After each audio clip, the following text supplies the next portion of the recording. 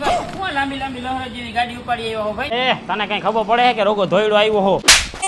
તો તમે કહી દો. એ ડોબા આ હે ને 2025 નું ફેસલિફ્ટ ટિગોર વેરિયન્ટ છે ને આમાં તમને ઘણા બધા એવા નવા ફીચર આપેલા છે. પહેલા આમાં તમને ન્યૂ સ્ટાઇલિશ ગ્રીલ આપેલી છે. અહીંયા તમને 360 ડિગ્રી કેમેરા પણ ઓફર કરેલા છે.